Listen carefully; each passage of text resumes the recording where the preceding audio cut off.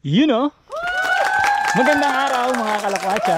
Nandito ako ngayon sa Cienfuegos campsite dahil may nabalitaan ako na meron daw kuweba na matatagpuan malapit dito. At sabi rin na itong kuweba daw na to ay ginawang kuta daw ng mga katipunero noong panahon ng mga Kastila. Totoo kaya yun? Kaya ano pang hinihintay nyo? Tara! Lakwatsa na!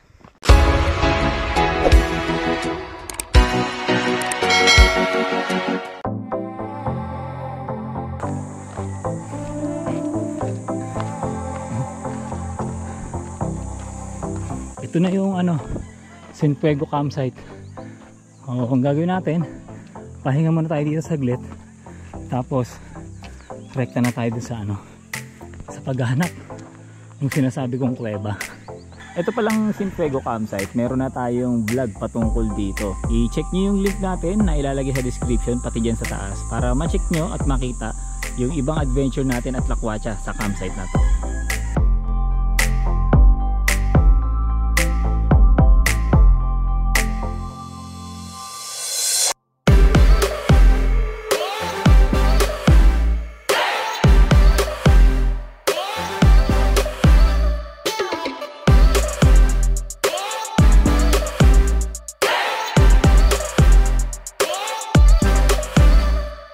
Bali ngayon, mag-start na tayo maglakad. Tapos ang tour guide natin para sa lakwatsa na to ay si Kuya Janjan, yung nasa harapan. Tapos dito naman sa likod ko si Oroy, yung anak ni Kuya Janjan. Si Kuya Janjan pala yung may-ari nung ng Cienfuegos campsite, no. Nabanggit sa akin ni Kuya Janjan kanina na yun nga, itong kuweba na to ginawa daw tong kuta ng mga member ng katipunan. Tapos malaki daw yung loob ng kuweba na pwede daw magkasya ang 2 dump truck.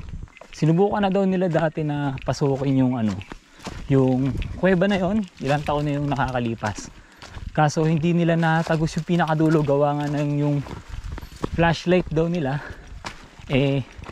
nauubusan na ng battery. Kumbaga hindi na rin kinakaya ng ilaw ng flashlight yung dilim ng kuweba. Yun, so ito na daw yung bunganga ng kuweba. Ayun Uy. Grabe, parang nakakatakot. Ayun Grabe. Grabe, ang laki ng ang laki ng loob. Ayun Ang lawak. Dati sir, malalim to, may mga tubig to kahit ang init. Talaga? Ang problema, kung mahuldos niya sa taas, doon lang, hindi mga bato ito. Natabunan na siya. Natabunan, pati. Wala na pati mga tumutulog mga tubig ng araw.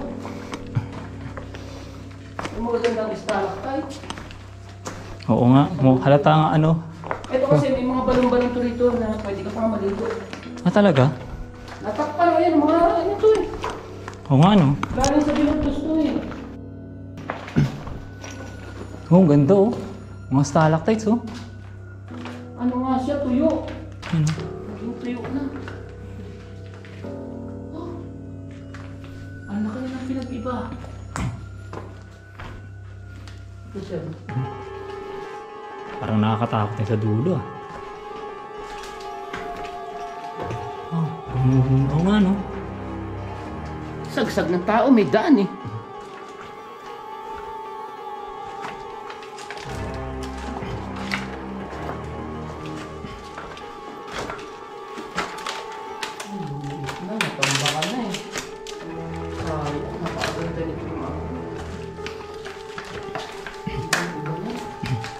Oo, natabunan. Nawala na yung daan, kuya? Wala ito May daan dito sa gilid doon. Dalawa yan, meron ito malalim na nakakalusot kami doon. Andiyan ang magagandang stalactite. Sa ilalim yan? Oo, wala na takpan Naguho na. Sarado na Oo nga. Ayun sarado na raw to. Dito. Natakpan na Sarado na to. Tapos eto, wala na din, hindi na rin makakalusot. May lupa na pero may konting tubig talagang may tubig. Kaso, yun nga, hindi na tayo makakalusot doon. Meron kami dyan na parang bathtub na pinapaliguan nun Pero ngayon, pero sayang gaganda ng mga bato. Ang ganda ng formation dito. Dati yan kahit natag-init, may mga tumatali na tubig dyan. Kaya yan buhay na buhay yung mga stalactite na yan. Ay, may gagamba dun, oh. Yan, may gagamba dun. Di makita sa camera pero ano. Ang ganda dito. Sayang lang hindi na matatagusan yung pinakaloob. Pero bakit may mga kahoy? Yung mga ano yun sir, yung mga tinutol dyan sa mga taniman. Ah, dito tinambak. Lumaglag sa sapa, yung bumaha, inanod. Inanod dito. Tinakay dito. Yun lang. Sayang, di na natin mapupuntahan yung pinakadulo dun. Barado na daw kasi ito eh, sabi ni Kuya Janjan. Ang laki niyang loob na yan dyan. Tsaka ito. Sayang, oh. Ito, malalim ito ng araw ngayon. Ano na? Ayun, oh. Lulusot sana dun, oh. May lusutan pa pa ganun, kaso yun nga. Gawa pala nung bumagyo daw dito, tapos bumaha, inagos tong mga kahoy na to. Ayan, oh. Kasi mapapansin nyo, wala namang kahoy dito sa loob ng ano, kuweba, pero yun nga, inanod na daw yan dito. Sayang lang. Ganda sana eh. Pero tingnan mo, pag dito sa mga 5 years, malilinis na uli yung babalik sa dati. Sana nga, no? Para ano. Kasi baha. Oo. Ang ganda pa naman. Malalim to, halos isang tao ang ano, Ito kaya? ng lupa. Oh, malalim yan. May mga tubig yan. May mga parang batab yan eh. Sayang, no? Dito din, no? No, para may lusutan pa dun, eh, no? Mataas, Saka no? nung araw sir, ang daming paniki dito, mga nakakapit dyan. Ngayon, halos wala na kahit isa. Na kasi, ang daming kumakain ng paniki. Kinakain nila yung paniki dito? Oo. Yun lang. Yung mga dayo. Yung mga taga rito, pinangangalagaan nga yan. May mga kumikislap sa lupa, oh. Ano kaya yun? Kulisap ba yan o ano? Ano, may kumikislap, no? Yung mga bato yan naman, pintab. O mga bato siguro. Tara, wala na tayong maano dito. Okay na yan. Baka na pinagbago. Mga 5 years sir, balikan natin to. Sige, Kuya Janjan. Babalik ang natural nito. Oo. Kasi ito, pagka binahuli, tanggal to lahat.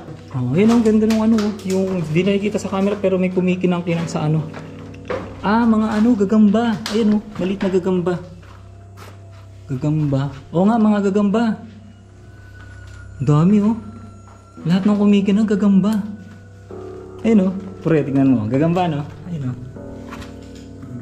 No, gagamba. Ayun, sayang.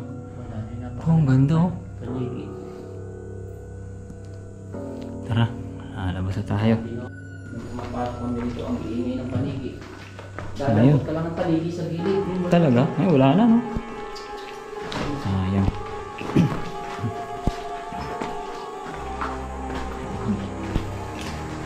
Dito na kami naliligo ng araw pagka tag-init. Ang lamig.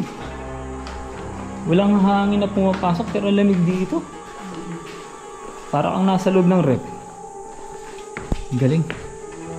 Ito rin, no? Parang may daan pa doon sa taas, oh. Pinalit namin yan. Kumuha kami ng mga dumi ng paniki pang pataba sa alin. Ano meron dyan, kuya? May lusutan dyan. Meron pa ibabaw. Pero mukhang natakpan na rin, eh, no? Ayun ang hindi. Kaya lang talaga medyo matarik. Ayan. Next time, balikan natin yan. Tara, let's go, let's go. Kapag panahon daw ng tag-ulan, itong tinatapakan namin na to, ilog daw to, sabi ni Kuya Janjan, yan. Tapos didiretso siya dun sa kuweba, tapos ang labas na daw nito, papunta ng ng Wawa Dam. Pero sa ngayon, ayan, tuyong-tuyo, walang katubig-tubig.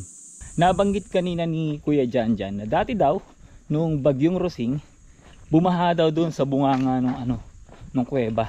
Yung area kasi na yun, catch basin siya, no? Kumbaga mababa, tapos yung mga tubig galing doon sa matataas na parte ng bundok, doon na ipon. Tapos ngayon, kaya naging ganun yung itsura kanina, maraming lupa, kawayan, yung mga na-bulldozer daw na lupa dito sa daan, doon itinatambak pababa. Ngayon, umulan, kaya nangyari, inanod ng tubig yung yung lupa, tsaka yung mga punong kahoy, napunta sila doon sa loob. Kaya natabunan yung loob ng kuweba. Sayang, ganda pa naman nun.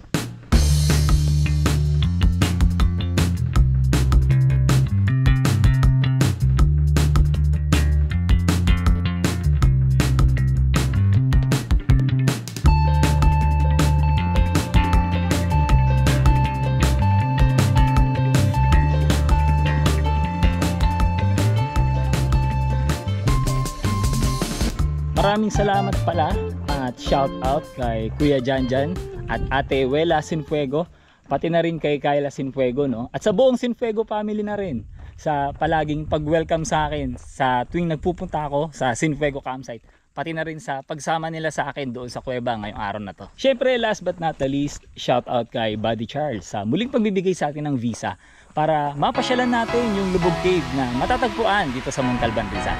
Kaya hanggang dito na lang at wag na wag kakalimutan na ang buhay ay masaya kapag may halong lakwatsa.